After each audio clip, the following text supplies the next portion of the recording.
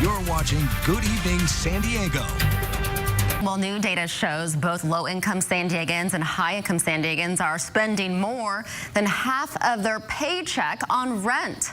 Joining us now to talk about the current market is licensed California real estate broker Mark Powell. Mark, always so good to see you. How have you been? I've been good. How are you? Good, thank you. Well, we are always talking to you about the housing crisis, but let's talk about these rent prices. They are soaring, and it seems like the wages are not keeping up with these rent increases as well. And they're kind of, Teresa, they're kind of tied together, because if you're not building enough rental properties, you're going to have a lower supply, higher demand, and rents are going to go up. But this is all government imposed because they have a sluggish permit process. In fact, 30 to 50% of the cost of building are permit fees. Yet what I saw in the paper today in the union, developer fees are going to go up again. They're even doubling the amount of money it's going to take to get a permit for a granny flat. So I'm not fully understanding what government is doing. On one hand, they're saying we need affordable houses, but on the other hand, they keep putting tax measures on the ballot. They're increasing development fees. They're doing everything opposite. It's like going to the doctor and saying, hey, I have high cholesterol, and him prescribing you fried chicken. It's just not happening. Well, we need a cap on this rent, especially in San Diego County. People cannot afford rent and they can't get ahead. I was just looking at Redfin for a 1-bedroom, 1-bath, and for the El Cajon area, the average is $2,300 for a 1-bedroom, 1-bath. Pacific Beach, up to $2,800 for a 1-bedroom, 1-bath. Claremont, up to $3,400, 1-bedroom, 1-bath. It's disheartening and it's sad. If you coming from a family that, you know, first generation in America, people are struggling, and when people are paying that much in rent, they have to make serious decisions, like, do I get my medication?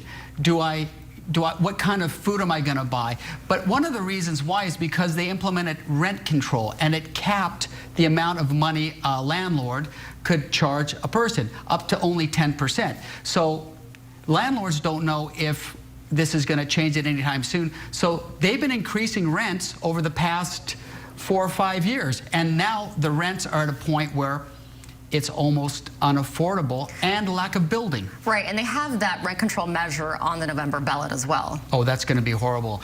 It's not a rent control. It is a rent control measure, but they're calling it the Justice for Renters Act. And what it's going to do is it's going to stop landlords from being able to reassess the value of rent. So let's say you have somebody who's renting something for $1,500 a month, and it's increased every year just slightly. When they move out, the landlord typically wants to adjust it to what the market rate is.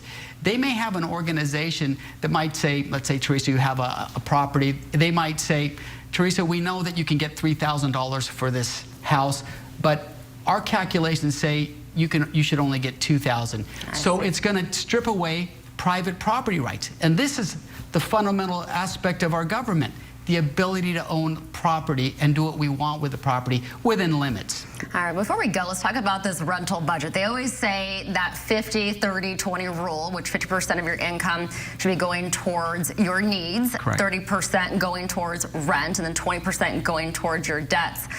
If you think about it, if the average price of rent in San Diego is $3,000 a month, that's $36,000 a year. How much do you think the average person should be making then? I mean, we're not getting these high salaries to afford the rent here. I can share that with you. So if the average person, if they want to buy a house, let's say that the median price home is hovering around $850,000, $900,000, they have to make $220,000 a year. The average salary in San Diego is $75,000. So just do the math. People are hurting. People are struggling. We need to streamline the permitting process, and that's around the corner because there's AI development software that they're putting it all together that's going to take away that big lengthy process. So hopefully our elected officials, our government leaders are looking at, you know, implementing these types of software things, not to remove people from jobs, but just to make them much more efficient in what they do. I wish we had more time. Every time we do a story about the housing market or rent or inflation, we get so much viewer feedback, especially from seniors who are living on a fixed income. And they only have Social Security. They didn't build up a 401k. And they were saying, well, thank goodness my home is paid off, because if I didn't have my home, I would be homeless. You know my family.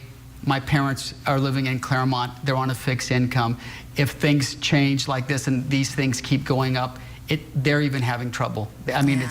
it's hard for a lot of people. All right. Well, thank you so much for joining us, Mark Powell, discussing the rental market right now. We appreciate it. Thank you for having me. Our pleasure.